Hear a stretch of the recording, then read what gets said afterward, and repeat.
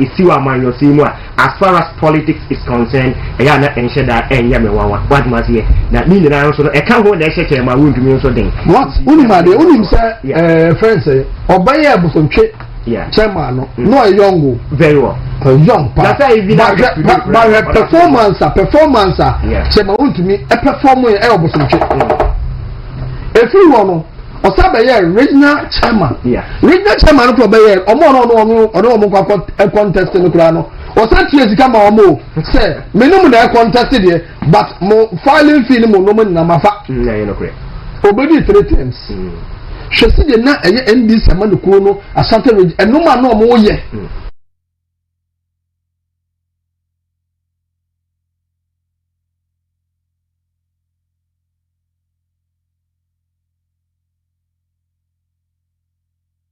We need a minority so ako Asante Mantemu to engage cocoa farmers so as much and also ewo ho nti ebeka ho asem and afi sim registration madam Eslowusu Ekufu I reply Sam George any president Mahama exposed on that time into odumedi so and also ebeka ho asem so ati ati any sanitation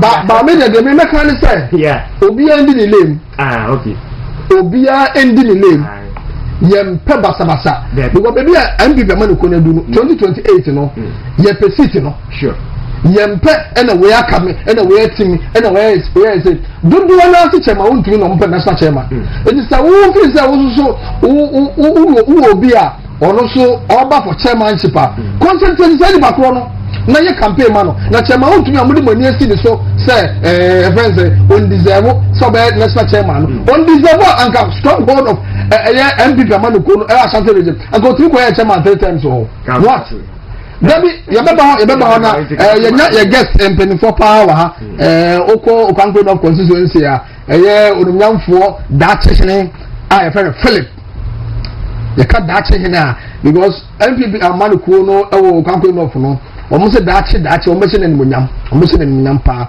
o wa hase na ya nka se ya honorable ba pope what we dey introduce no my is it the honorable the white white here introduce no my introduce owura friend say Seth Edu Eji Amasa my constituency of the new Patriotic Party one also about the Kenyan or a very good researcher papa Eji say Amanyukuno etotonasi irrespective of who becomes the chairman and Mestre also say Kevin Frank Bearer and so on and then apart from so and Shasi say Umutu no one among what must he any chairman went to me and Kasausu team and try say Omube to me etu Ura said Edu Eji and among now wait to me a year Juma underground and the Abua party before 2028 general election because in terms of research or nana emuyedu one but no credit and I mean was na odumnyam for Prince Saki Suha na Philip Saki Prince bi kuyama hipa enje yala because that enura ni enuachi enuma na metiti na nkofo bi de chema wontumi ato no mo kan ho nsem no ono se me je dan ti ase akantie ni enura yeko chema wontumi ko bono a basire ko western region or ko water region or ko northern region nipa ne don na nipa ne di nachi enti sa so pa ko na kokko ni obi eji na ye na chema wontumi na mo na to na modi natam chema wontumi na mo modi natam no onzo na eye station we o ema ye ti aye kasa station way and MPP Amaniko no so station way ni hono ma sanka barista MPP Amaniko no kai ma mko bodawudu nana sa eye me ba se dawudu no godon extra ha morning show no mtra set and some of moka no party ni ma obi abibia wo yes nanso no ye do party no na chema wontumi do party ni nti o say station way me yama MPP Amaniko no wonu say NDC form how NPP for nko it is a nipanet na your station we na o dey bo party na di chidom na also oba national chairman na bi muti be no sebse o mo kan samfo Mr. Wo Mr. No Obroni bega to hold your breath abo be a friend upon chin be friend of breach any idea but see there is always a good thing at where there is suppression there is always a good thing at where there is suppression.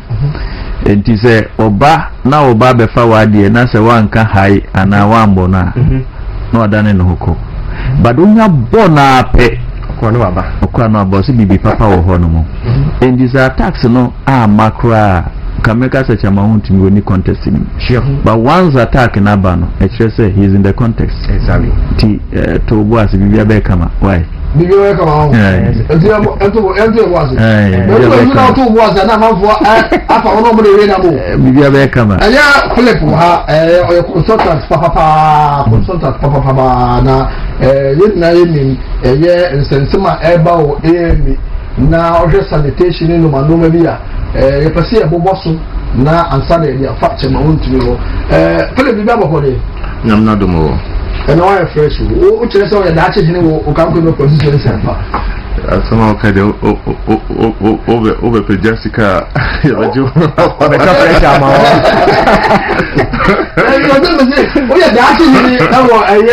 Oh, come to position. Something come on you. I won't come on, but policy there. Open your videos and then you be there. Offer. Say, oh, set. The money. Ebe ye ento constituency ni. Okay.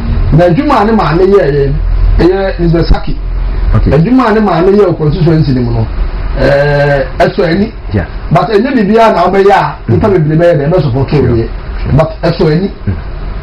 Osaba ye deputy regional minister no.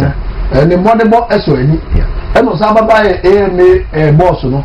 Ono no first female obey a boss otiri ye nyuma ansa na yakofa a boss ba kwa ba ya de saki jae no ontimi enya ho hwe no Philip ada na ko I'm not dom na mommy want to say adom nyam wo hon kwa de mommy we strong o ade bi wo go o ya na me papa na sidie wote no ho se sa nka ebe before na atia anka sid bebre wo ho a anka ye lusu sha sebi se o ka se maami ya fomwa oba be da fom apa o chow emuni because opportunity so me chero yeah sai ni passe no se de bia no o kwa kansi ara o kwa kansi o tibi ni ni I know correct se nipa ni nipa oje ne mfom so etumu what ma say yes obi ye nipa pa enye se bi ekura na ode ma nko a but how even criticisms eba or accept those criticisms no who nipa omo criticizing say sebe omo ye natanfo na mum ohu ne say omo ye nipa omo boa no apese obekọ nkan wa abrabom so ati ase hardly say ebibire mu ha ene Ghana ha obe criticize you bi na say nipa no ibe hu ne say wo ye nipa oboa no atenetene na brabo na atumi awie ni ye ebe da ase odunya mo Philip some baby in ACC efa me boss ya waba foforo ya sanitation hu nsem ukọ omanga na mu a sem greater Accra ifi baby na adokore na ensem be na obeka fa ho na wo dia fa metro mass force so nsem bi omode be ba no ensem be na obeka fa ho and holiday no me church obia and I yam no Muslim for no so no almost happy Eid Mubarak a church obia Daniel Miasis Ghana high no Christopher Muslim phone na ya ba for do Christmas any Muslim phone a day Ramadan so any almost celebration is happy Eid then on Eid but me to Mr. Christ said madam for Muslim for now party na mo yet mo fair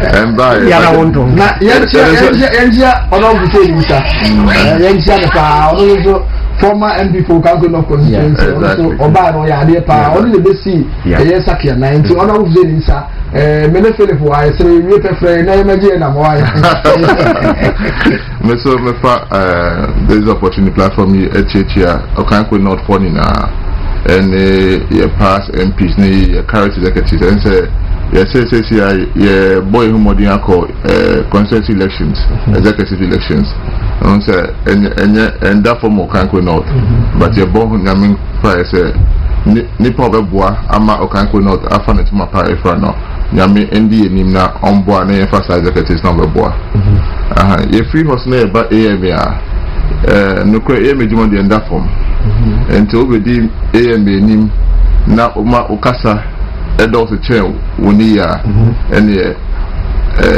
ye kan say the day onim the day onim yes because baby officer what you are a strategic office 1 year time amfa and nase and strategize it towards for example rainy season ever now one planning am pesika am fe yiga temu ewo Accra not also knowing say and say ya che Accra mu into the Okanko North ebeye dia amasama for beye dia yawaso for beye no sloping na eden eba towards osu ene AMA and to say you would drains mukra wo AMA na obi an ni dia ewo East Legon ayawaso east and now north and now masama na it's a stream drain na eden and e connected ba and Ofori Hoswa make I said former government former mayor no born modern power say weekends ni holidays any Sundays Libesaki or starting projects via Omopra market Sundays cause Sundays no be enkojo into pefipa wa Accra ho otumi hu say Sundays and ultimately collective most of internal waste ho and say if you also almost street sweepers until now was sweepers and almost green almojina kwan ho the whole day amo proper and say sa nyama na all the car existing one any enumerate collection of waste because also we call CBD central business district we call during the day traffic we want to manage money until mostly no on your microphone edin come say omunya ninth collection of waste no and say ebua massive kind of saying waste na any deposit ever your kwan ho compared to previous times and also certain so the previous government for the government including the sanitation minister no also boy ema ye hu sensema na eha Accra no ema na ba from aside and also no osha and so obo Metro Mass ho asem Metro Mass ho asem there na me person me ko but I say omo na mako epejaba because me obi be say Metro Mass omojuma ne den what is their mandate mo their mandate transport now redevelopment of Opera there one same and now a question Bianca you go back to AMA to find out because who near Asase or Accra baby Jumano it is under the authority of the city there then as only the land city every year transport every year market and to say open now want to be here and I said beside I mean say who you don't go to the people and then try to meet emotional issues because a jump for the maybe over there I can't know and one upper and to say now per the age you go to the city on normal permit on normal guidelines and also no bow now already we see the make us also back in the some time ago now Metro Mass how am year operation Opera Hono omo the assassin Opera Hono the markers for until beside assassin Opera Square Hono what they are markers for some vanity omo fantom there and now ubisa ho ubisa say now Metro Mass there anka renting of shops na come na what top no the opposite Metro be on more na the stores na man for some monto and your mom duty and na on your transport shop ka no transport provision who provided transport you can say Accra transport in a couple of months ago I don't know that's kind of energy and also the whole. It is all by now the car, me a sema now the car government. Why you born when a juma? Or because the governance is continuous. A juma be obey and no, different. We upgrade ourselves. Adia Ocean was school some years ago, no, and now one call upgrade one shall now read from. And so before honor won't you go back to the main document to find out. Now, OSHA before EMA no, now across the council. Those are across the council and a transport business. And some are Osabaye. Osa Subaya or Fihono, Echo Metro Mass no. This is also a transition period no. The assets and the land and the we see these are things that we need to understand before we come back to the public and try and confuse people.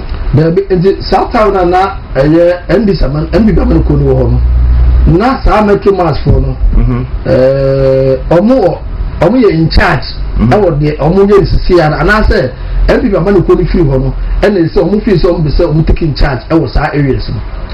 Metro Mass Juma de Obiengu Jumano. That's what I'm saying is baby Omo man for baby some ton no man. Every man who free one, NDC buy no, and Omo see no Metro Mass for no, and the man for some to baby, Omo complain say, former government no, SC a partnership with private sector. Now, Okasa na my confused because this current government, that is their vision to partner with private sector. And so, if we are complaining about the previous government partner with private sector, I just say, what are you preaching today? So it's a bit confusing. Am I in so the city's obligation to promote economy of the city. The city also fine ben a city nefa even sika edisi your man through revenue. And through the penny or AMA.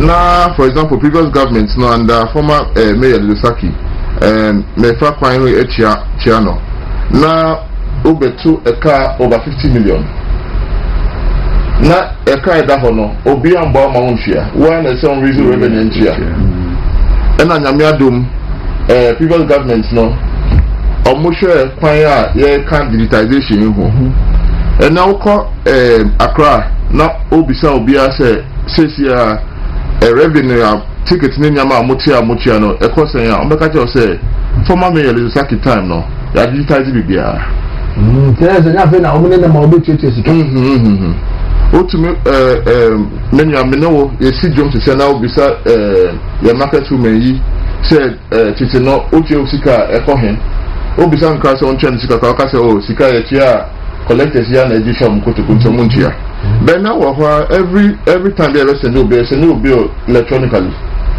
about phone so I call email which you answer on your family person which you have to my account direct mami we say same way see the work cancel the dia e digital no we anta say nim say ye mami mo idumu fu yi sa no me eya de mo eti no sa de so buy na ye omo de because tem bia me current government the man Mahama time no na kwese before no omle takashi come man so no mo phone to kwa na ye so no man but every man ko no buy na ye ma me saki buy no sa no man no de buy no reduce that pressure no but I'm not going to say na ye de na sa e get for man na omutini ye sa de etuaka 100% onya men dada o say your market to me omuni madie pa onya emre na onye omutas na o church o masia ya dia enye de ma omo say o fa phone adali code why then o dey tia ni bill what must say it is mostly communication with microphone so they say boba na onye oboye takashia until Palabia or young from Sokra now yadie now opinion mono wenya emre antenna say and China said winti and now winti and I make us a menu way. They said me work a car say I do a honor I can't say a ponchi braho now can hire obe won say do of until ready obe san kwaba but oba now ye din now jana ade o hokro on hu say bibi o hosa say nipa so ni nipa ye juma say be ye ne high as a boss so say former mayor Lisaki oba you know you can abaye ni nyama no 102 okrom intia oyo oba owotima oyo ba wa ye juma ewo makolada back in days no ye juma o DCB no enti o ti o ma se wa di jom sika sa enti o ti o ma se on in the wa mo bre enyom sika o hwe aduloshi yana say MPP force ya nya de kakra yan kan ya sem anko etri some communicators na what honorable kan the communicators no because so sha enuma MPP amanu ko no eye ya me chiri se ye border road mo a aka me chiri se because so sha e de bia me ka se eye dawo ene godo ne ofamu eti ya dewura omo bo ama MPP amanu ko no edi me dukro na ya na enase ne kwa ya na edi enase na edi ena mo institution ya na mo wo we se bi dukra ekoso mo sector mo mfre ema ya meka ho ase ya meka ho ase what ya Philip okay sana oje on say there be a na meka say NPP for no enye so muni akomapa magano and how do we say it or maybe question they maybe sano but omo akomapa but all the time omo ye too relax believe in say omo niama omo ye no Ghana for ina na appreciate wo e kasama no ho so obi ehu what man say say ye dey na da hokan obi ehu no intina meka kire wo say NPP were opposition they appear to be very serious than when they are in government. The course say Coco family the course everybody also wrong me person me bisa me brother Philip the as of time no free AMA no free abemo no yeah so and the eja and one free AMA as of time move free no na odi wani etoto ene ya na adwuma ewo ho no na how many percent and I was using say matumi aya nanka ss a year the yardstick Emma current administration we to get the work easier done. I remember book across some Baku education. Okay. Odu Accra, the biggest educational facility. You work in crime. Yeah. The former mayor Elisaki any Bank of Ghana collaborate see. Okay. I lower school in Chenha, Okoha, facility, nursery, kindergarten, primary, JHS, football pitch, canteen, junior lab, any senior lab, junior library, any senior library. Led by yes, Bank of Ghana. I see here, in crime horses here. Yeah, honor Her Excellency Mama Rebecca. Yeah. Any garment, any baby ano, am I? Honorable set. Baby, I idea okay. One baby, school now can. I said, me no na I was a friend to AMA, and you know na neman bi ohwa yenim. Na ye communication no ya ne PR instead of communication. Ibetimi akasa pa so nka hwe. So enti ese say nya a full communication directorate. Units bi do wase including research and analysis and analytical say omuna sani omawenyi na omubeden omubeye no mu say ahaya yesi wa ha adewe ayewe wa ha adewe ayewe wa ha na communicators no kwa bontin a omatimi communicate to the people ade ba ko a ye party no ya momodin especially chief executives no say na they always sit on information. I told you to now pay information to work with that.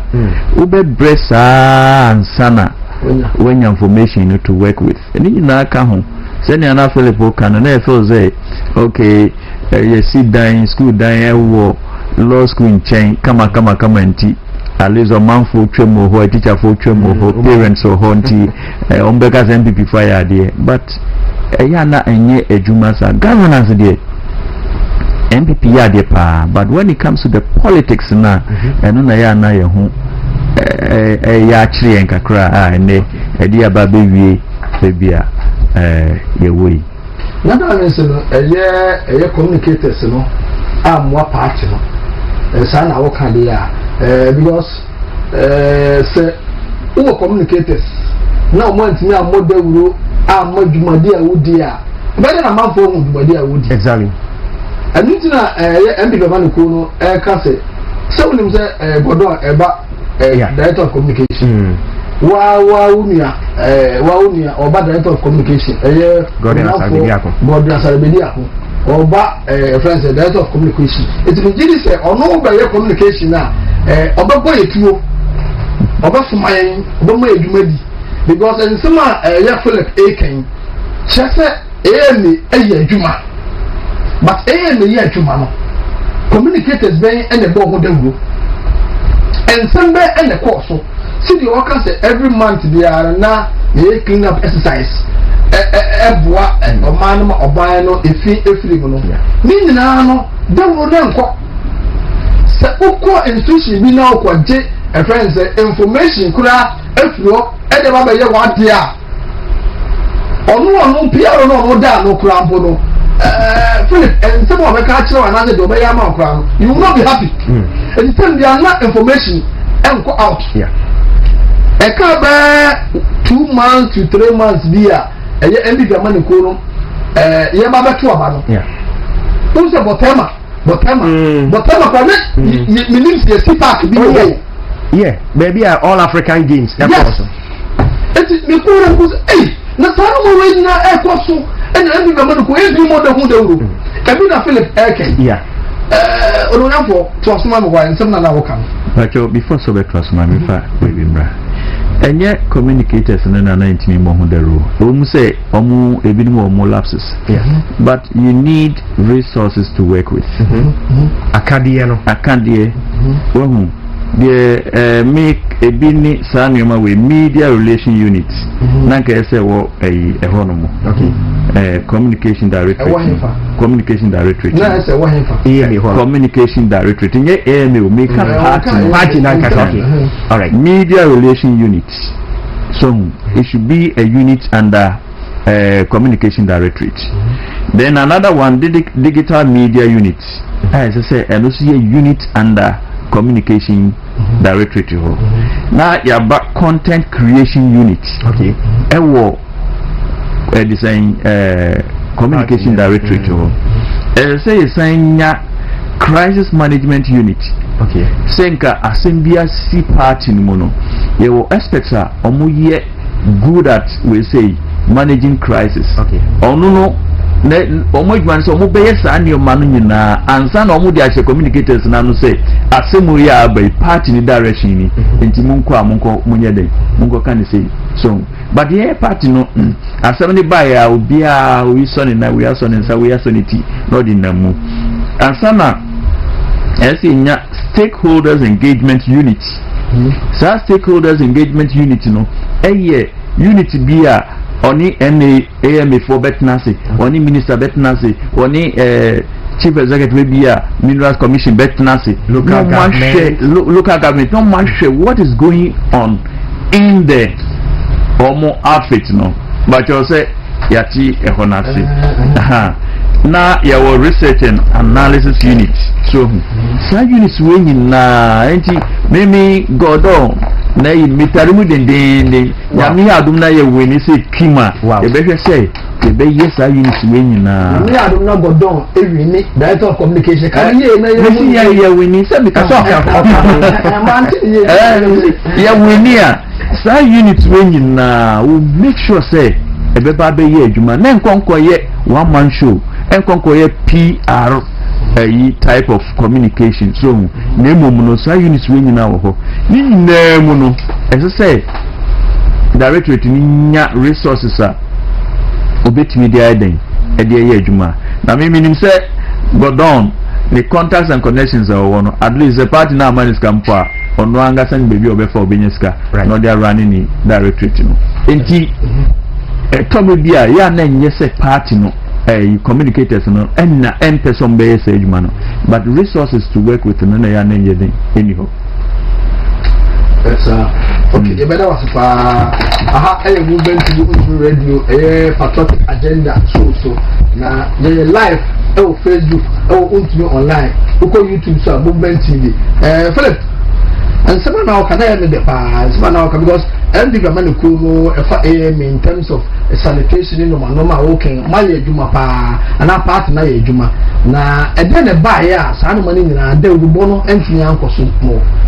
Nadase, say men kasa do na nkoso. Say while do we need for my activities I see what during Akufo-Addo time now. Now activities ne doso. Say they are no man na Akufo-Addo ye doso. It must be more than e go okra okoka na ya kebi na ya focus obi na ye debi. ATM said the Papa Council, and then Obia saw certain government. Or Moody Bear the crowd virtual social media at her. Or Nantina or Cotina a June crowd virtual video. Dr. Franka Marconi. A virtual video.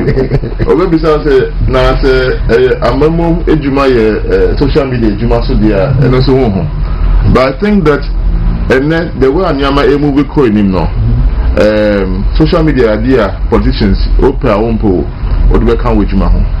And like I said, Sanya Manibino MP4 Anya Hujuma Bibri.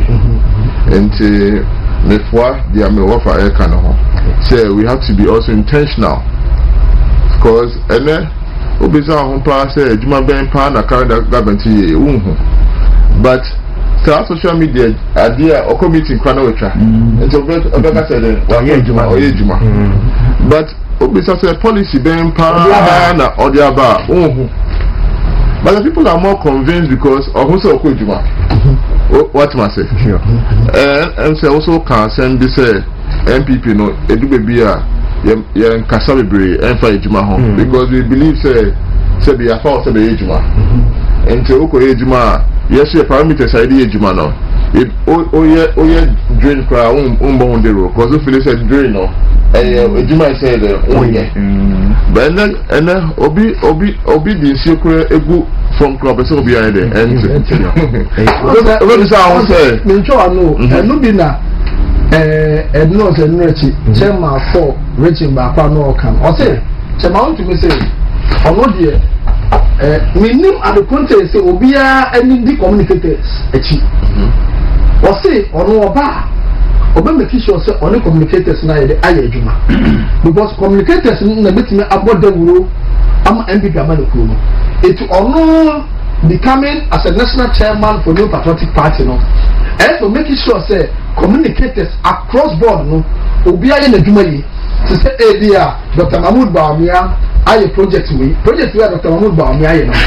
Although say a governor said, but Obama Kisho as a national chairman, or no, Obama Kisho say, a president communicators, you know, on senior bear, baby, and Bema, and be the one who know, Duma Woody, no, associate. Philip, Sanomana, Chairman to be kind, or share your kind and department. Menya as a party I queen no Obian na Gentre and Sebe Sebuka say a queen nipa backward idea and say Chema won't nasi now I share and I feel say Nyama Wakano and Nyama Robo party no we have to take it all in Sebe let hey my comedy waka odie no waka Canada. Say you're funny now, Bomu, and she said, Yaya Kano. Would you know I cannot? I fall short of crying. Yemfa, no for getting Kaho. Yemfa queen in my intimate queen. And Oko in ever with here, communicators in Kofua, or young they are one for man and Nantia, Ojima Bending. Because there will be a Sebi, you can say chain of a command. Juma ye essence so until Oya Wodia communicator sharing also with Juma ye. Now communicator with new information now, eventually now Juma. And I believe say area say TDA. They be a near master there. Once you are there, now you can say education never ends, it never stops. Until if you are memoir, you a period of time to educate ourselves and also to strategize for future being. So mistakes are why in the past no. Because as a customer, a do a high and per se a baby, but also say government member now a pam on Crawford Nasa Monkofia. What is your plan coming back? Say, oh, bar, you protect your people.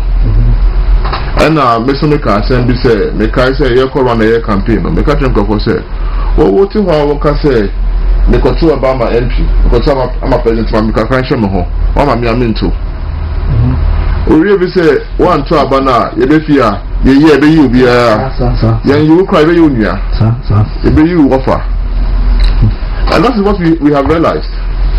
When you sit down, feel you say, oh, Abana got to be into no, but you don't realize, say, you can say, vote to protect free SHS, vote to protect your own jobs. Wow, Nyamiado, one year be no, say, the party no in power for a long time. Wow, one year be no, or then, then, any be. You better was a pa, Prince Philip, any didn't come on, you call a year. Honorable said a Jiba so. Honorable said Edward would be the Honorable Channel to me, I can send the alpha communicators. Say, Oben Mikisho said communicators no, Abo party no me. Now, or no, as a national chairman for New Patriotic Party, no, he deserved say a yes said, to make sure say, and no be a better from Biano. Obama party no abohon dawuro and some match ma want to be kind say na oje no ye wi ana dia fa eye sim card eye Sam George sim card na o kan wonsem no na o dia fa ha mai na ye nya ye guest baako ma what introduce no ye wi ana wayi ma no. Right, Patriotic agenda may also enkai afefo say a live on Movement TV, Untimi Radio, and after YouTube also a Movement TV, Facebook, Untimi online. Yes, said to me I can hear Bema Smaila Abubakar Hamza, one of a incoming constituency treasure at the Enya Studio. Media, Yamwakaba, that's why late Kakra. My list Kaka, more function, one or two issues. Technical issues. So, the seconds when you call you mean so. I wouldn't say a greater card here, and also to constituency is one of the constituencies. I do me my MPP na the muda one or two challenges in the past election. Yantini anya your actual vote in the constituency, but at the moment we are re-energizing the base towards 2028. But and I have seen the enthusiasm delegate any new registration I have and I see the number of people are mobile on board for registration now. Like Emami Carey said, I mean people still have hope in the MPP against 2028. Into constituency in there. I mean we are doing our best and Edemu my Saturday no yenya constituency youth organizer. Na okan bebre efa chema wontumi hu o mo constituency say mo constituency de ogidi say chema wontumi dominate kakra ezi wo so ba pe treasure anabebo o constituency no say na wo chema wontumi o constituency because amafo ye adwuma wo chema wontumi as a person is beyond announcement in constituency or any a constituency be our Ghana be our Bonidina. He has that level of eye. Bonidin be our representative based on it is a person say why na ebo chama untimidi. So looking at it, I mean basically our constituency no. Looking at it our constituency no. Obi no. He is not new in the party. And why in the bebre our party no more unkofo and said that name directly, but they feel the impact, especially looking at Senator or starting a political career generally in the MPP and from opposition bringing the party to power in Yaman. So people see him as Obi Awa sacrificing a lot for the party, and it's high time he has to also get a payback for it. So I mean, when you speak to delegate, especially since I hear for constituency, yes, election definitely constituency executive, national executive, regional executive. So ultimately say, obi to me now, and I will be to me because say, me I'm voting for you based on this national executive. So or they show ultimately say, or trauma because you also believe in the agenda of so Mr. A or B or C. You get it. So it looks like, I mean, everybody has his own way of putting things how it should be. So I mean Miyama, but Kaihun say and you own to directly Miyama, but there is a bigger agenda. Nipani pushing in a so this kind of things is currently going on in the constituency. So it means a base are starting to pick, and when the base start to pick directly Catchwell say you have to also go with the right person at the top, because one year I mean at the top you cannot get it to bring it to them. So they don't even look at the constituency level, they look at the national level. One or so that is what is currently happening in the constituency. But so what to me caliber to be a patriotic agenda thing you decide to do, but the party matters Africa. Besides our question, so to me caliber Tennessee so by national chairman Emma MPP Manukona as a more party, new patriotic party no me Abuamana. So the second of course, because we show the track records from opposition. No, all year war. I mean, Ashanti region. Ashanti region, as in region Krano, it's divided Ashanti region. It can take like 2 or 3 regions. You get it. So automatically, why a Juma for over 3 regions? And because I'm counting Ashanti region to be like a 3 region. So already why, and he has delivered. You get it. And I mean, Tramanun to me will be irrespective of what happened, he should be part of the executive. Especially should be part of the executive. So what two knows I want to be chairman, then it's an automatic something for him. Because you'll be a send a maker, you're born to be chairman to be see I know TC from crowd page out. If I say the bed jama, so we know the general party as chairman, a bit jama. Oh, can't say Bamian Combra because in some now can I be the power. Honorable, or now, questions be a do sure. For Philip, no more Kana. What was it? Benny said, you again, a message and Susie Jasso. Topics in Libyan, so where I say, Yabobasso. It's a quick one on my brother Philip. Not a young honorable. Or in the number, they never call a minority. Especially those in the same kind, but the minority in the Ashanti region or more engagement with cocoa farmers, Ashanti region, at this time, almost started to get closer to the farmers, I'm almost quite a bang always, Edwom Afaso, when you talk of these reduction cocoa prices here. Mr. This move from the minority, do you think say it be a very positive impact on the farmers? No, Omati say indeed, bra no mo wa habe mo no, omo no omo ant na ne boni na a good move, and I say are too late at this time. Yeah, see, Nana Bidi can be sami assembly, mpese mi ya no answer na maba odiene so. Winning an election is dependent on 4 thematic areas. Say, upe say, winning election, your new man name be a unfeniagro. Okay. Nyedikain, a resource mobilization. Okay.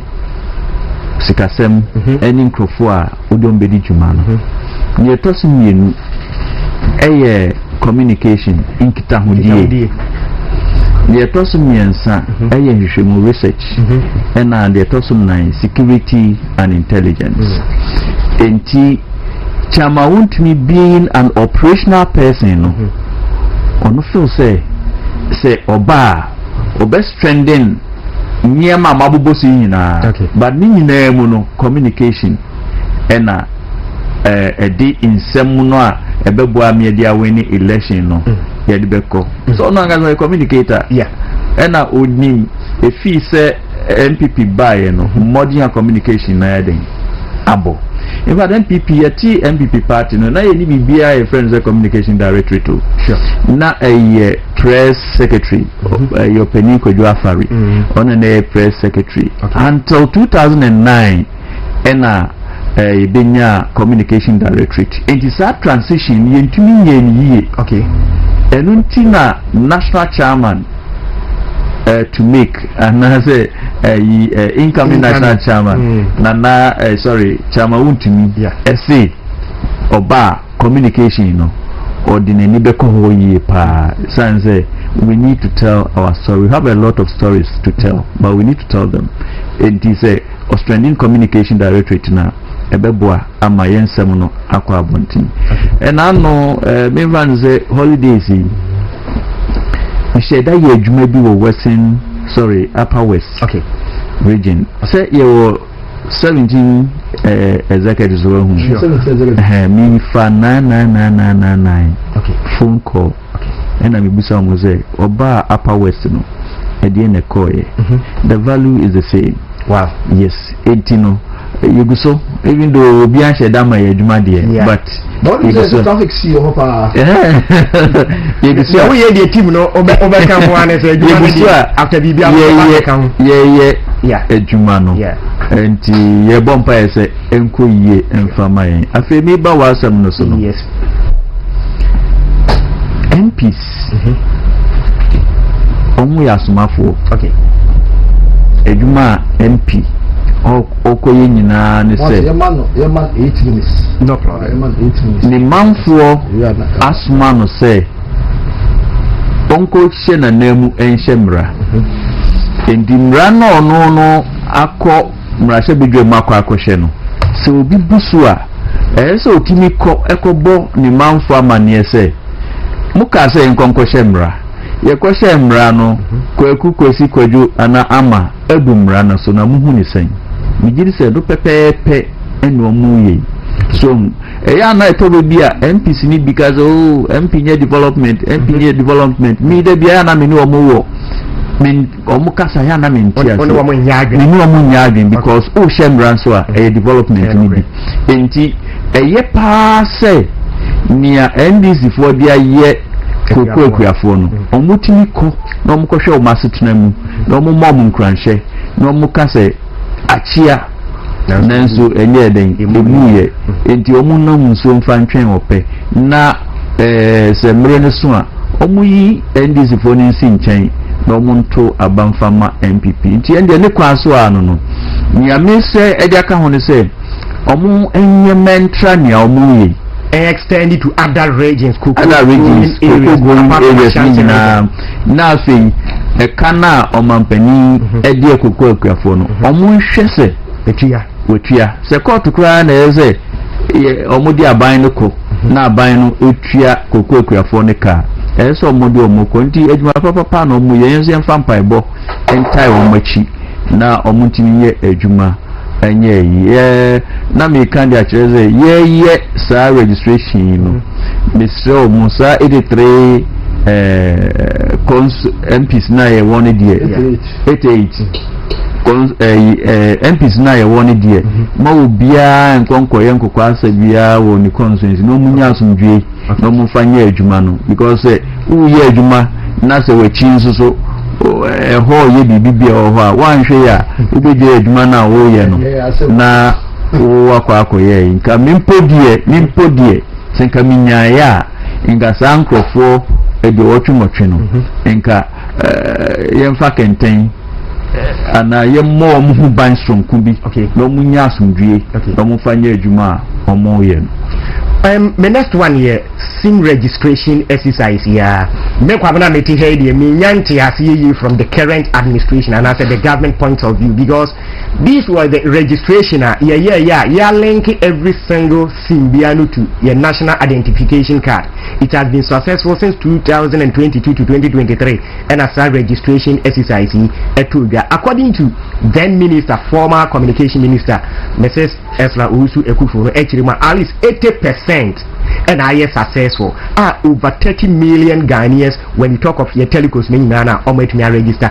As it stands now, communication minister and Sam George, any Ghana man penny say the system no a failed system. One so to me my accurate number and to me alpha say your system you failed because and to me and link it to your Ghana card and on a money you failed. Whether say how many percent and you to me register no correct na and then correct. I know so to me a convince say this is the reason why in here as I say re-registration of SIM no it to me back basically and to me to gap then minister at me am specific, but we are being told to say the system is failed because any NIE and to me amfa NIE boss crowd Professor Atifa and then communication minister that there was fracas here and there meaning so something we must say I mean, okay. Where you gonna show our when you live in a country or community, you could be anywhere. Okay. In December. Also, now can say be a field. Now share your mommy or so will say Juma Wabo. Yeah. So different mindset and different ideology. That is what the world is based on. So obia na ebe can say na dream be ebe ko pe. Okay. And to say something is field, I now try to say and ko ye kra na si ne pay ye kra. I didn't see a good day here. I said ye juma. And no na wo so oba ona Sam George. Also foundation will basis ebe juma. So if it's field, how do you work on? How do you use that to work? Okay. And on the first point. Second point, I say, you know the politics. Now the so no one a champion the call telling Ghanaians say, who he has a you better register. I remember in same Nyama enya Ghana hankwana yeyewo the whole world. You can technology. Yeah. Let's all be aware say technology updates every single time. Updates going every day based on the Juma oye. Sure. And technology be anywhere elastic for life. Share a phone AUC their phone to me those back in the day and yes Juma.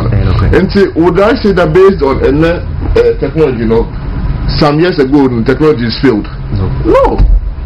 At that period of time now, that was the best technology at the time. And to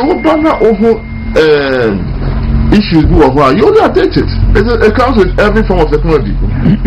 What must I say?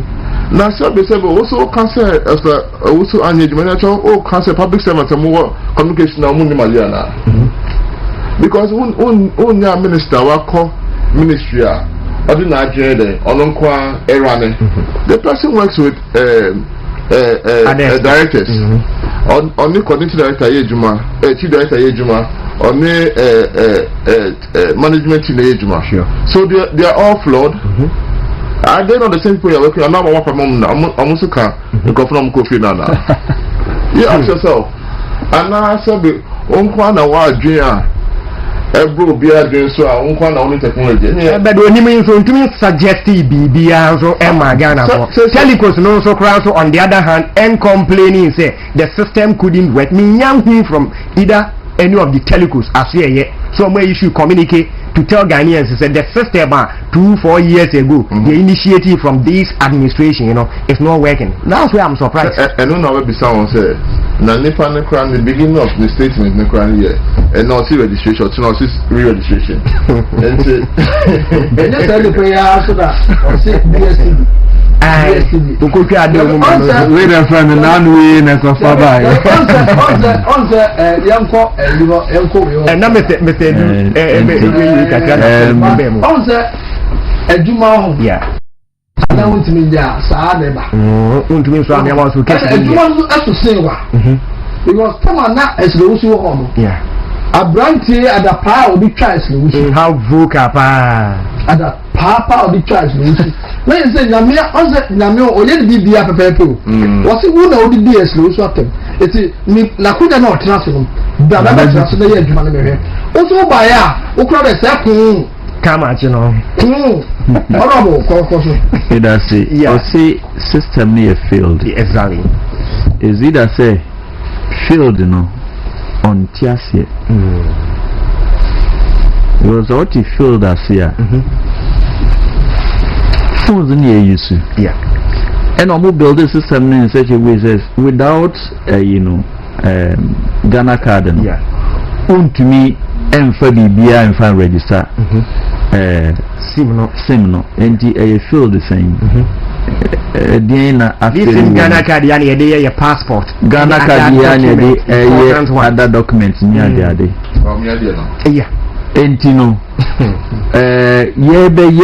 say registration or say re-registration or a DN in the Adibabesa Ghana card na and the Babe and I believe for them yes I'm back some the voters ID ba so maybe momo de me who said you a waste of time okay and a waste of resources because they be a beka me say me free kuntu say emra amasaman yeah and say achimota and I be cry say me kuntu say ona metino e ho anya ye ni mpo a me nanti fifie na me dia ko ntino yese omo baye no omo ntimi formulate policy bia okay and they cannot also formulate any policy because of the nanado ni appointees here then okay yeah now omo person beso so ho ama 4 years na ko ntino any so let us do something to represent diversional tactics yes let us do something to represent something na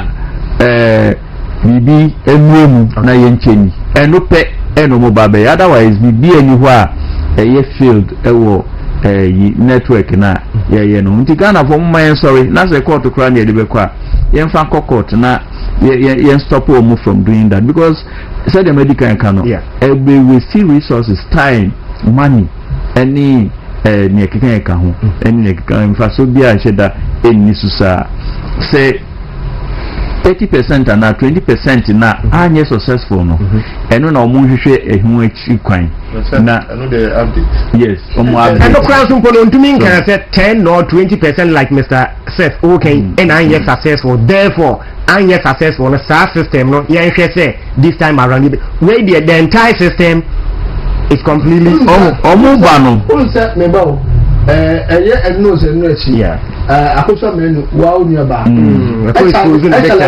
ewo station ba no one so after do be no so challenge ni so na bu we so no there atuma na hu ntumi nye obi ma directive ni say ye ni say so na one na ku ntoba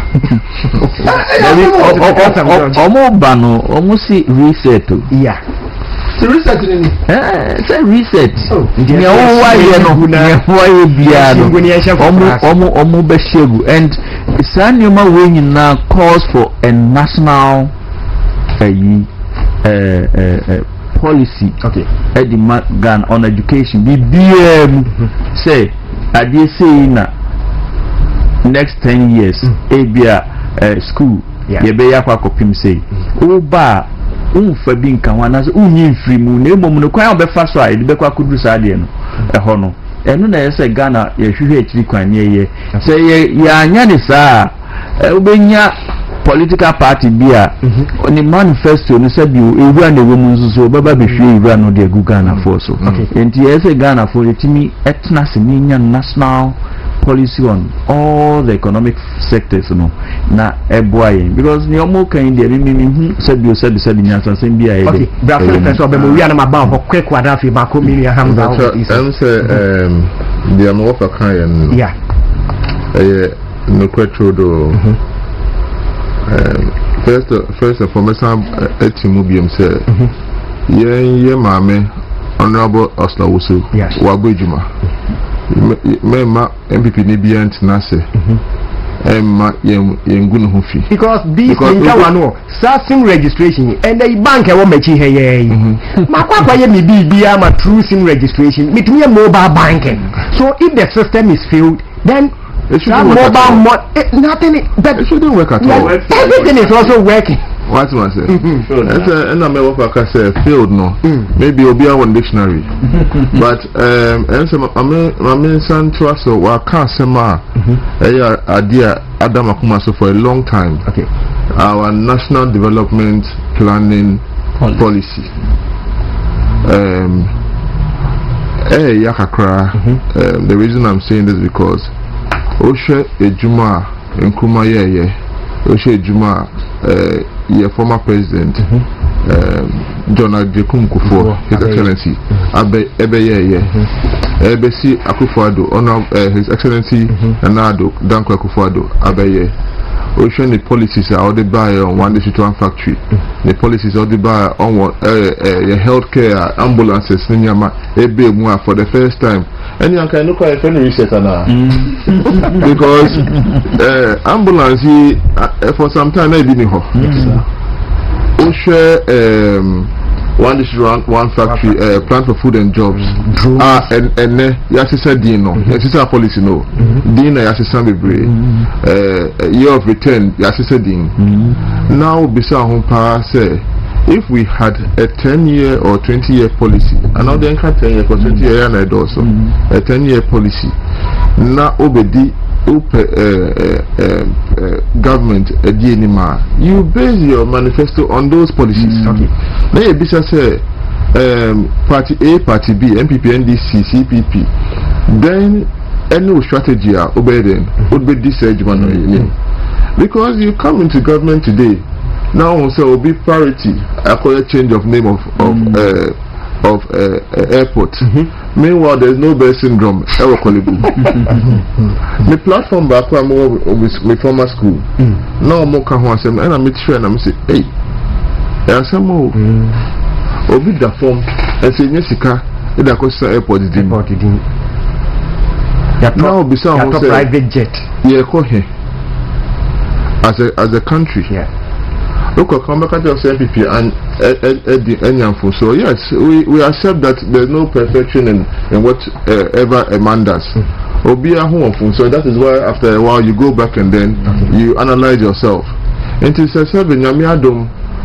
your system no be about doesn't mean say nipa no about so nya dey cry because me so was some areas no. And to the young non free rider for the next 4 years of your life.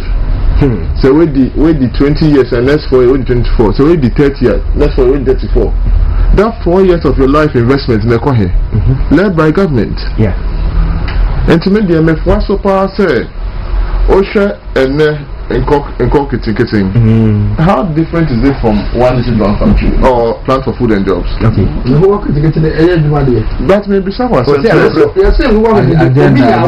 You to me Chania is trusting district and Casana as a corner. Say no, the uncle wanted to get district in the Philip, I mean, see, number with the Myanmar doing true.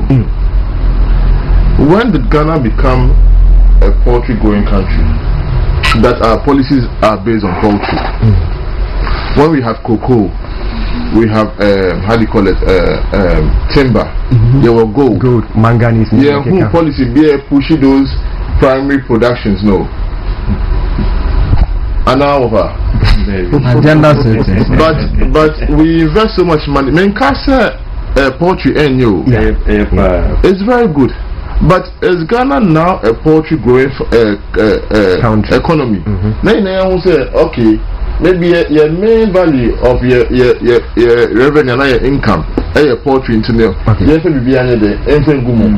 Now my back also, now my son boss say, just as last week, when I met Minister of Agric, he began the question. He began and say, Sana, you're another. Minister of State, our presidency, almost different projects. The same now. SNTV MV. Every time I go to Minister, so name Hoshe. Eric Opoku. The great Eric Opoku. It's not for South. Okay. I saw name Hoshe. So I'm asking myself, what's our trajectory? Where are we going? Because one project, Minister of State Presidency, alleged or based on national priority, I'm afraid that was city. On to me, Chimu. Your friend minister of second minister also in Limpo. But you go from Christ and want to mean Casacra, mentioned Antiasi. I don't know, because City of Apano, a minute to be Obekasa, a minute to be Obekasa, but when the Army Yakrampo said, Philip, what do I know? Said Anaka, Yanko, so Yanko Miniaso. America say, Hamza, you have a body. Wow, boss, what? Sitting with some back only late today, but the Bama bear 10 minutes be now and semi our boss no if a proposed sector no home, if a sim registration no home, if a sanitation home now, but the top of my because you may deal with a patriotic agenda, you may deal with watching my own to me for a national chairman. Live Facebook, online, YouTube, so a movement TV. It's about 10 minutes. Now, far up the beer, we are 9:30 yeah, but may issue no a choir.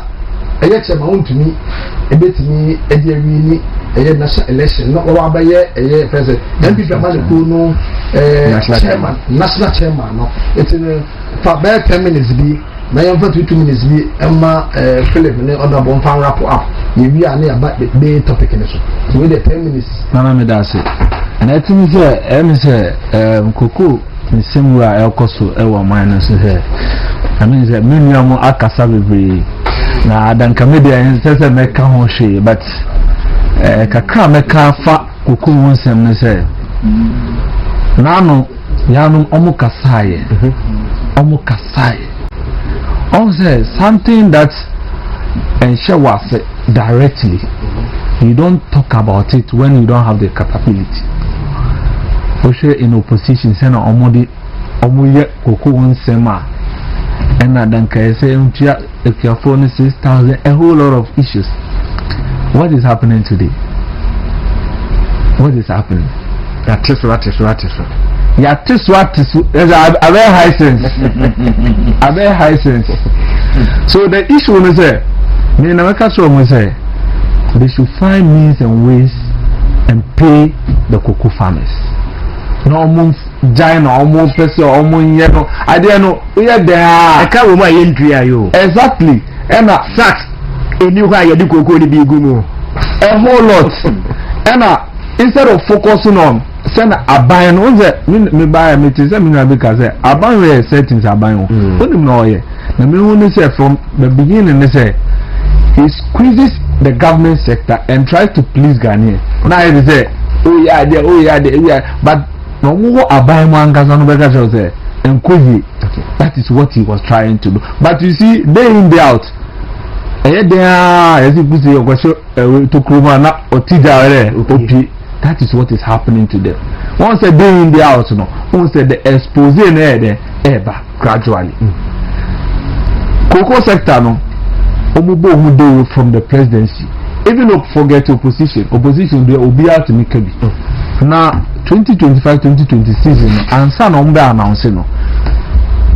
Do you mean to tell me say from the presidency to the ministry to the CEO Nankasa? They don't know the technical know-how to give pricing. Say, Omanpeni Abedina Akase, Obi are all ni cocoa farm crown, on copper cocoa farm now. The price will be very good. You get it, and you declare the price for the whole Ghana. Ama unime kwambia cocoa farmer be konya ni sikabe de ebe support it.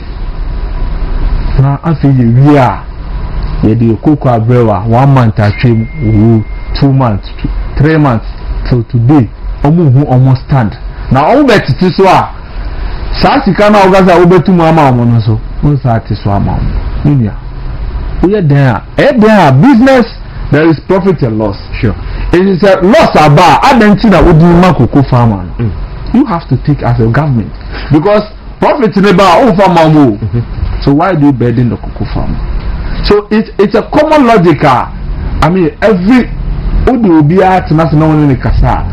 I buy una okay, and you mean a Mrs. Price. Una was surprise, and I will say, you will give me this amount from this season. It encourages me. Edu mo okra me do on sika. Okope abusu am na ode be shem. Ama oni nipa na ye 50-50. And say ano, nipa na be ye ni bibia. I mean, you want to burden them because when your best settle that loan, no, a whole lot of issues. So I mean, government should take a look at it. This is about 1 million people doing cocoa farming. Okay. So he shouldn't take the intelligence of cocoa farming. I mean, they are the key supporters of this economy. Into baby farming the okay. Man, me farm sim registration exercise no me president Ankasa one also stated the same statement sector minister Sam George and so Akabia said and also repeat say the system no again failed. That is the reason why in here say yes also re-registration and I say you started the whole process. When you had a president can say more in campaign time na any government or yes serious for business no channel to this comment like this how do you take it? You see, when you become a minister of state, even a statement and now kasa, it should be something a awesome. I mean, when the minister used the word field there as I start your crowd and I start here and we do the BI not less than 10%, but I mean yes, but me let me give you myself as an example. Me call bank NIB. Okay. Then me check. Me call Iska. Me call you know. Unfortunately for me, I left my Ghana card at home. Okay. Until hey by time so buy for something. I mean, enemy friend Okada said I'm come on from Ghana card in Bremen. Oh, I want to be friend. Me say member. Me buy or say, kita Ghana card machine. Or say okay come. Tom print. Me Tom print here 1 2 3. Me we Tom print. Pronaya print me Ghana card. Okay. So nice. So when it me for instance me I mean who I me buy me I mean so is this the extent to which the Ghana card has gotten to? Okay. To the extent say I mean you don't even need to carry it. It's demarcated in all the digital institutions now. Ghana card. Okay. You go there automatically and you are able to do your things. So I was so surprised. So me to say me the registration has failed. In which capacity? I mean when you are making specifications, you make specifications in the sense that Obiabe will say this is what you need. Okay. The former minister said 80% successful. Okay, you are challenging. I mean, everybody has the right to challenge, but given the specific percentage numbers now, who better you say and yes successful. Now you will say, okay, this is the misquote, and even when you give us no, you have to give say my reasons are okay, the way not and yes successful because me. I'm a bank. I'm a Ghana card of fee. Printing. Yeah. In which capacity? In which way you can never convince? You can never convince me. The same thing. Yeah, business transactions are doing it. Now me call your friends National Health Insurance. Yeah. Me call renew it. I mean I renewed it, so me continue. Now you don't need to get the new card from NHIS, but they will just link it to Ghana card. So Obi to say me, I mean just some few minutes they link, and I made the call hospital, and it worked. Made the Ghana card echo hospital as NHIS, and it worked. Would you be surprised when your can one day wake up now you take a Ghana card, you say another registration? Of course, I'm not surprised because the agenda settings. Obi on the agenda be our officer or achieve because to me I've just cited 2 or 3 examples. I'm out say I went to the bank, I went to the hospital with Ghana card and it worked. Now the Ghana card is the NHIS is linked with the Ghana card and it works. It's a convention of say I feel it. It's something you cannot think of it. So the president comment any Sam George sector minister at this stage here. I mean they are far from. I don't know whether technical know-how. I mean I don't know our background into the digital community because looking at Dr. Baumia into a whole aspect of digital, no, I mean, it's or they are two or no. I mean, they should learn something from Senator Odin but because when the president speaks like that, I don't know whether he has a technical know-how about the whole sector. Honorable, so all the Adiba, not free wa, the water taking on only man in any show. It's a new idea of the one because Doctor Eka Sendia, a month for Jina Lucasiboni. Was or no, what the Ghana card at two. No, yes, I'm not there. I mean, also the Ghana card in the be me, oh, yeah, project management. Yeah. You see, the spirit behind every project is a dreamer. Okay. So, now, Nyomo Yeni say they want to paint a picture to Ghanaians say the NPP for ye bia and so any money be brave they are doing it to represent something. Okay. So Omo yes and Ghana for Begaza MPP for the ye and never plenty anyways, and that is why he will be there. Yeah, call it for some national development policy. No, say eba Ghana for not signing money in a hand. Because we know your movie a year we mark be and yes a mark in Bofubia is causing financial loss today causing financial loss to the state, and that's why maybe dear Mrs. say as I say a blocking you used to embrace or mine when you fan blocking because is this coming as a result of their inability to ABR policies are 24-hour economy promises no and their inability to implement those things, you know, and they divert attention to make sure we know about that one. Perception of Ghana for both virtual and actual perceptions of the Ghana for and they say the NPP for ya say your mind no be anywhere because be anywhere yeah. It is a sanity idea, Barber research. It is a Barber research idea. Any airport, yes, a sanity. Okay. School, no, as a sanity. SIM registration. It's more researching. If you are researching no agenda, no researching agenda, no, or more year. A free force republic, a free Omampeni, Rollins Society by policies do those saying now between your kinds of end is for the year buy BBN was but why and said now on my better kakra one judge the policy be by Emma one judge in some court normal kind say create loot and share and we say the American pass and now create loot and share something you are who can be there because Omo NDC for no, they know say the Omo yen emwa. Okay. They know that's what I say. Emwa. And I say, oh sure Omo full soldiers. And no man a NDC man ko ye no. And no mbaba fun. Oh yeah. Yeah. So I have the insurance officer. Mo fa bimba. Obi ni dia ba no so no. Mo ku wo ho. Eti mami ni fa na no nsina ye ko Philip ona ye ko onabona.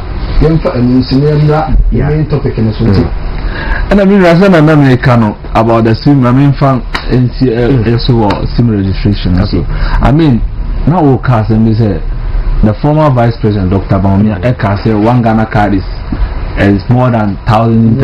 Everyone tells you like that. I be but looking at it, that is the reality. On my bay, yeah, it's in a mini in and nobody should be able to skip the system. And so Ubia and one system no. Now a crime man so now Ubia be one system no. And one identity through Ghana card. It's yenya ye Ghana card no so. Only say how we want kokomlini our and said if you have over 50,000 residents here and say every year you have to pay a poll of 5 cities. A crime man so through the municipal assembly you have to pay. But look at the number of people now almost and having the Ghana card and skipping this system. I mean, how will we be able to generate? So me no matter as you say Ghana card no say Dr. Baumia, we have to find a way of creating revenue for this country through an identification. Who call to their Obia and to me this system over 200 million population, but not a single person is able to skip the system. They don't do it by magic. They have data. Data. So if a person is telling you, say, if and then maybe a revenue, 10 million Ghana cedis, with almost half of the population not contributing to direct taxes or indirect taxes, because Ghana is just like 40% contributing to direct taxes. But when you bring everybody on board, you can imagine, say, the kind of revenue abandoned. And I mean, to run a country, you need the revenue. So he's just trying to bring everybody on board so that we'll be able to push the country. So that was Philip. With the seconds, the Okai, everything near Bonnet top up to 2 a my na.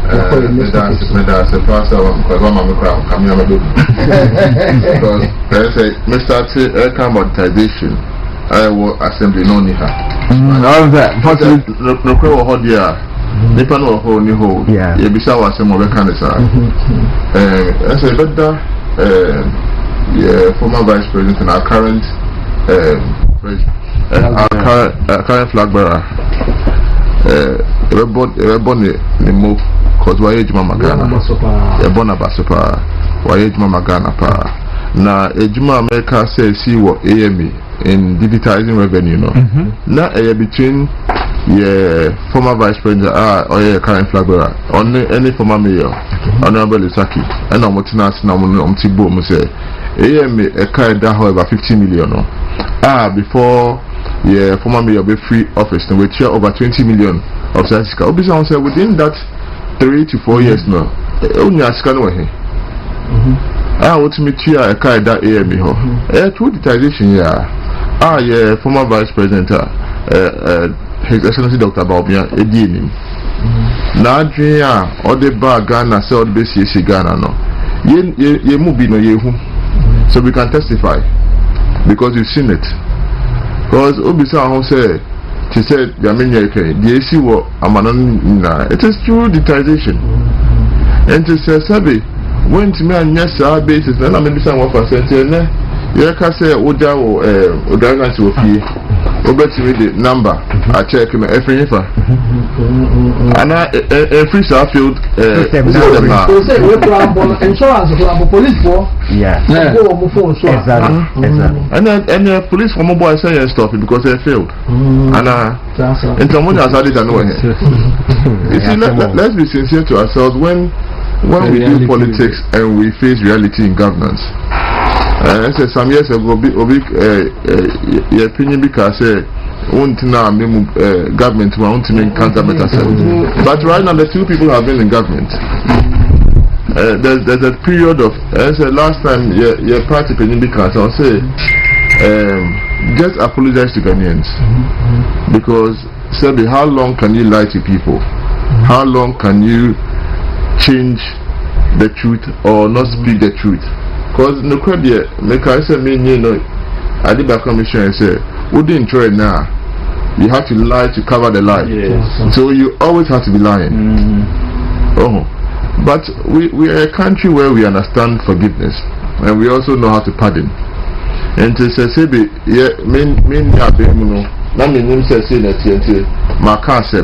but my baby who said, Sana.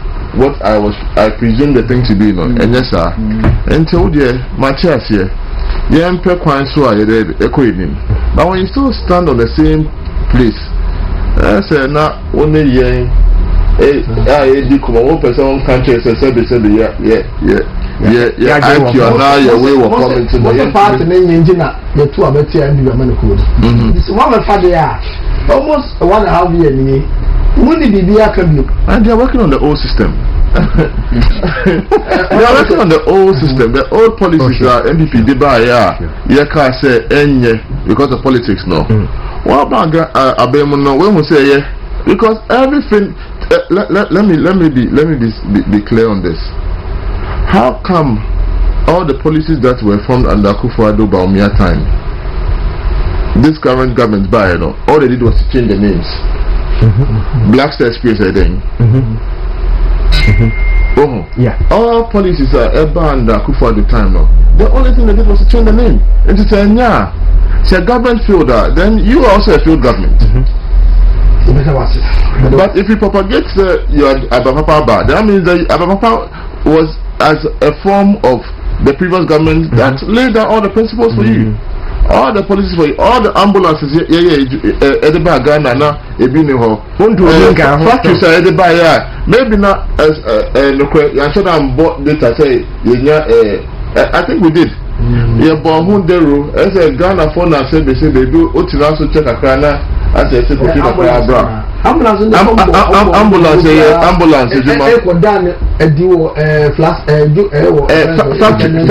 factories are here or Ghana. Make I say during COVID time now. Tomatoes near Ghana. Out of one factory. Young Queens and suddenly they can't see a car home. Because my home say, where did Japan and all the Japan? Honorable, whether just a second name call a main topic. Okay. I can't bear 30 minutes for now. But let me come before sanitation. Sanitation, no, as I said, yenya in Sakrae. Ankrankwenyan sakrae menye sure say oman no wonsa e wonan e wotia ono di yewura but the nipa ewo mu no na yewura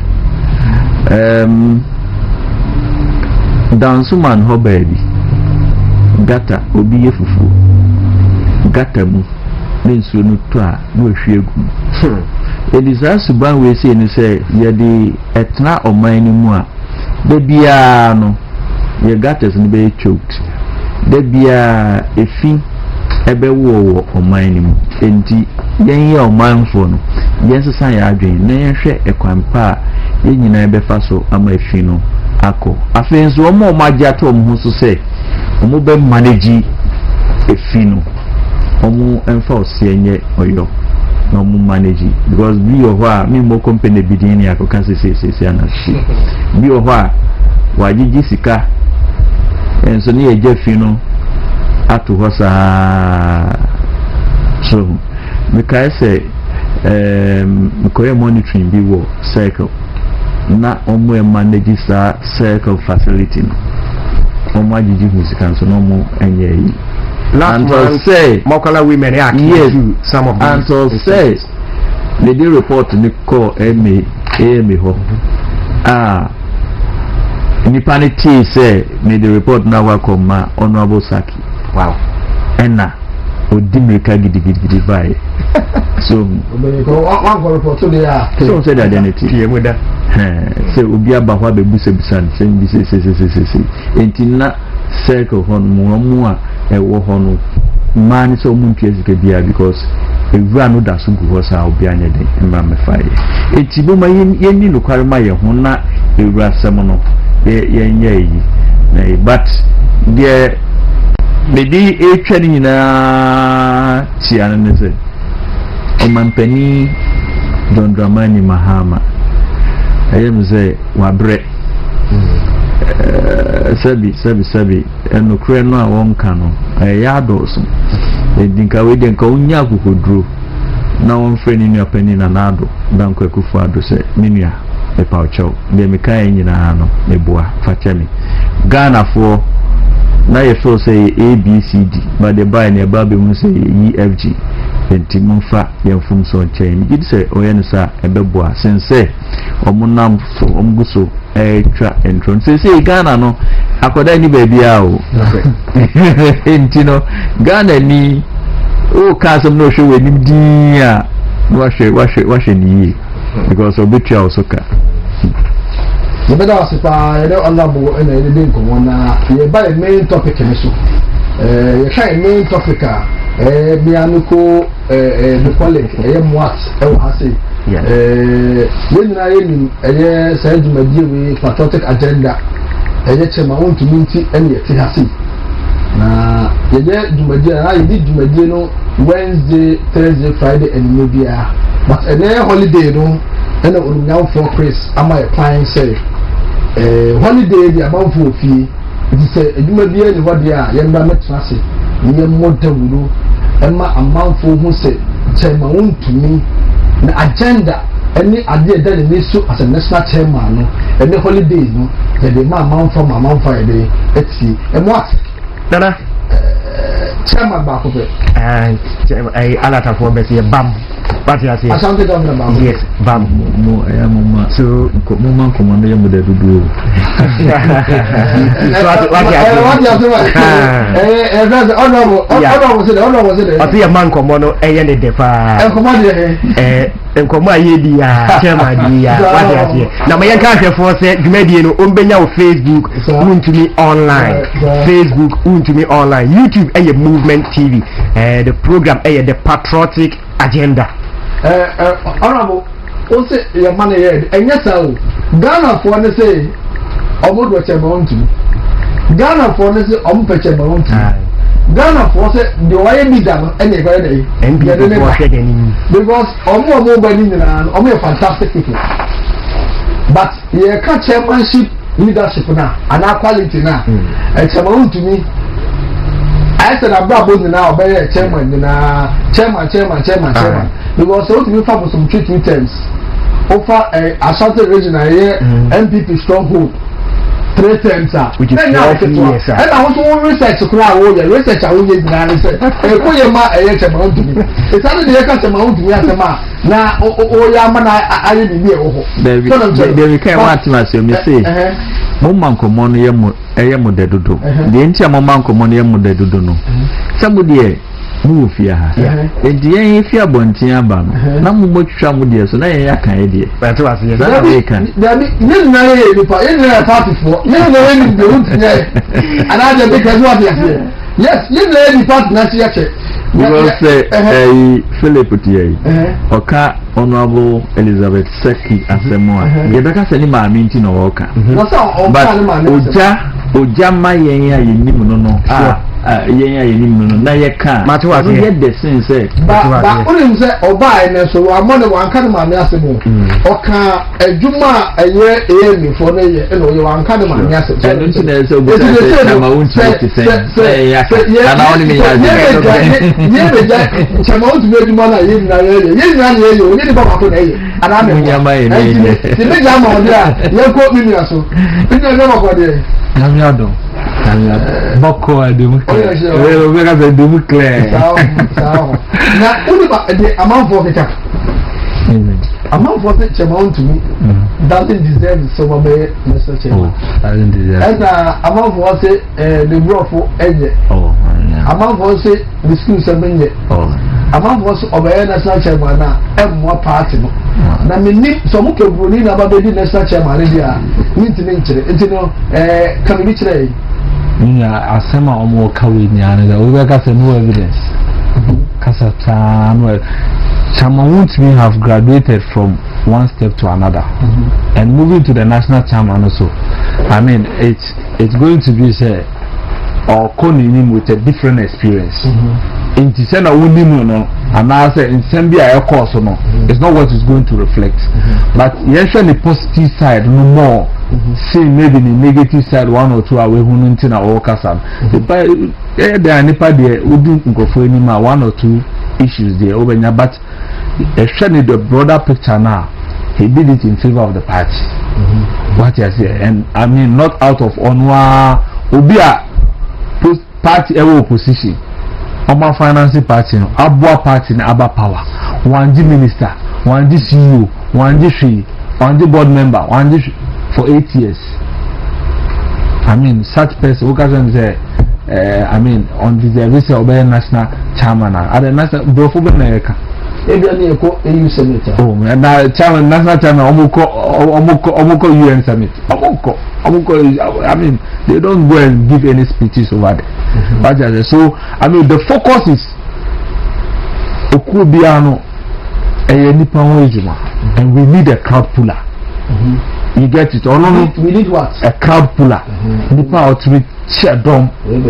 You get it? That is our focus because they say even at the police station level now, registration. We can't say every member of the police station executive should be a crowd puller.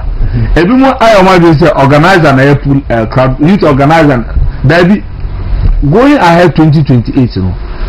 from chairman, secretary, treasurer, everybody should be a crowd puller because a dominant idea. So I mean, looking at his capacity, oh, the match I want to be packing the car. I've seen him. A man for who fly, they say, you just see it, and I mean, he gives like and you know the way system and I mean, when he served in Ashanti region, what he did in Ashanti region. And I make as a meter, me just say no about to but executive people are bomb would do notice from my let's be honest to ourselves. That is the reality. So maybe someone can know 2028 is about who can deliver for MPP.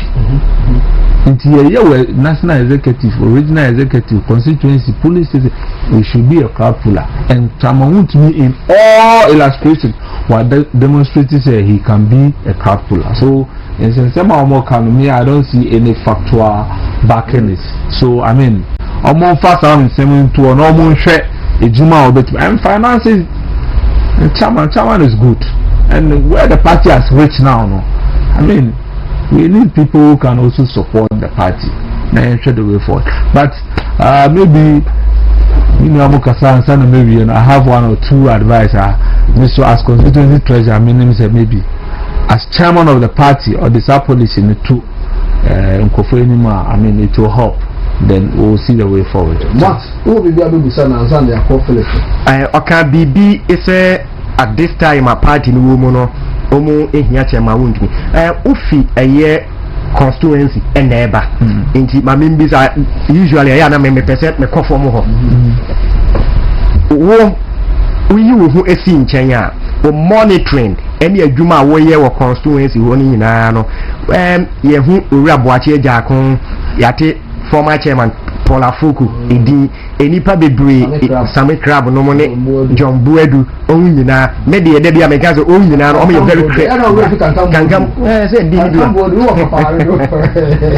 ya all that so but also ga yi ka tro se de wenya eyi so wenya de they are all credible people that who work grounds no Edinya Woboy a Chairman Bernard Enkibusi Akuni sign and the grounds no the ending the ambition to become the national chairman no it sounded like so politics is time and season. For our bomb doing no baby your party. Okay. You get it. And they did to their best. The doing when much but so looking at the way forward and I mean so say 2028 should they see 2024 okay that should tell you say we need numbers to go. And I don't see, I keep repeating, I don't see somebody who can move my forget BB or whatever it is. Move my crowd puller. That is me, my focus. And you see, say now the politics in the system has become a politics of interest. Okay. What you say? So, say the Pantunya Gidio, Nanabi won't say another Nanabi or MPP, but me MPP, but no Gidio say Nanabi Nebia. Right. You get it? Because that is the way politics has become now. So even though say on you he still has some belief in you say you can do the job. You can do the job. Okay. So automatically let's not consider now favor say Atwama or party. Because of owning you and your party per se. So that is how the system is structured for 2028. And in that regard we have to get crowd pullers. Okay. That is main focus from constituency to national to regional executive. And say they are sitting in Yaman NDC to the sense me bahana me share NDC for 10 I say me to mobile 3 and 4. Okay. Because they should believe as I want to me any GDB woman say this guy is a nice guy, he's a good guy. Okay. Aside politics, this is the reality. So that is how the kind of executives SAN to me build from the police station to the constituency to the region and national. And I want to be on the administrative side. Quick one on the baby I will land the opposing party them say NDC ni NPP there. Chairman won't need dino mobile on the grounds as saying and NDC for one kasa in the funnel. And I was in the guitar for the guitar cover. And You can't forget that guy. I said about Otiano we must show. You do me as a Otiana the Gamma was on you know my chairman. Forget that I said over your campaign. Forget that guy. I said your body and no you must show. Omuni is a coin there, so Papa Eddie a better power. Okay, as national chairman. Omuni, he did everything possible for the party. Our sympathizers won. Was him a lot. But all of that are all backgrounds. Sure.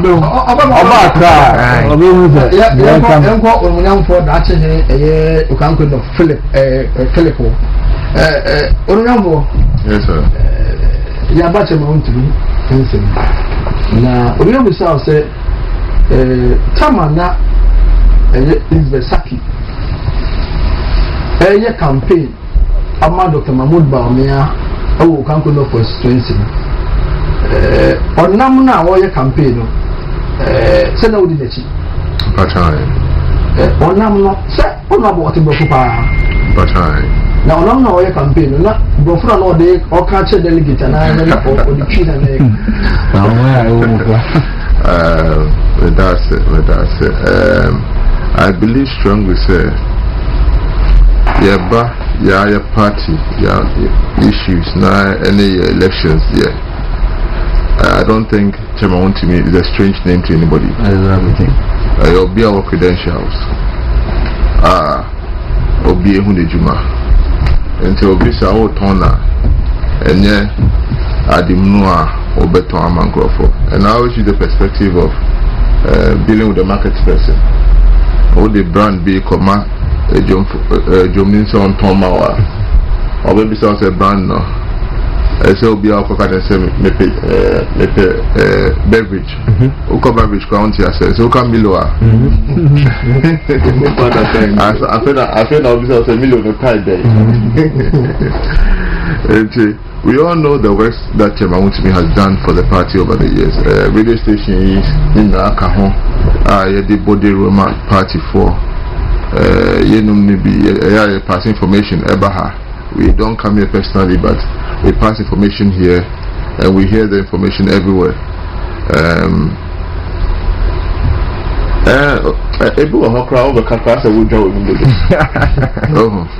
I believe that the people will speak for themselves. That's one thing I believe in. Dr. Baumia, it was an easy candidate because Obi Ehunejuma. Obisa now, how do you call it? Airborne didn't cry, and we've all seen what Wontumi has done for the party. We believe strongly that the people will speak, but it's a contest, and a contest for all, and a contest for the party. But the American party, the bomb empire, so and Shannon Cra. Nyamenso ni mo Nyamenso emane ahondeni nimdie because we are in a period of opposition where we want to win party. It's no more an issue of personality.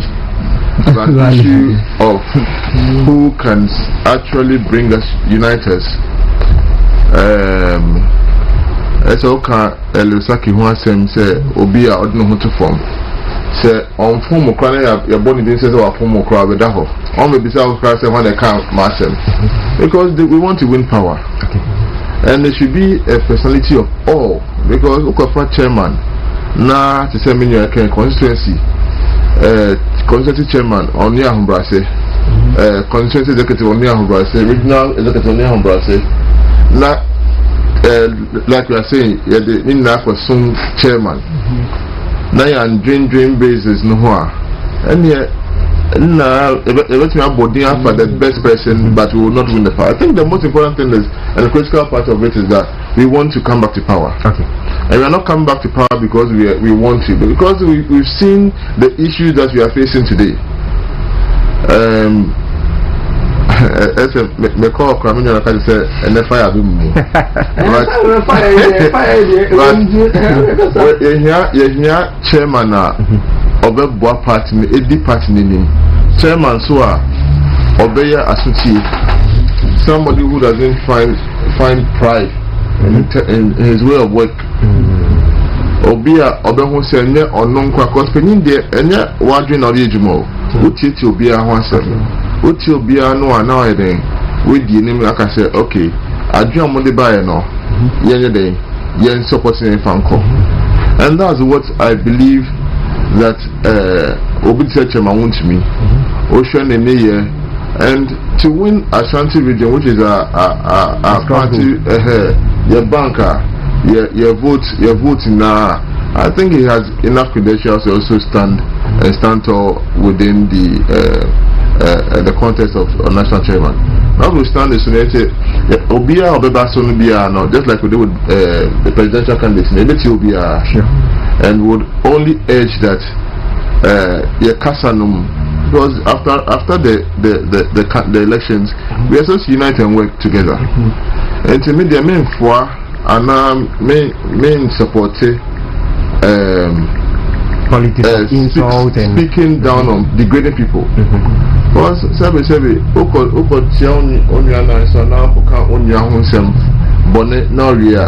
do you go and reconcile the person?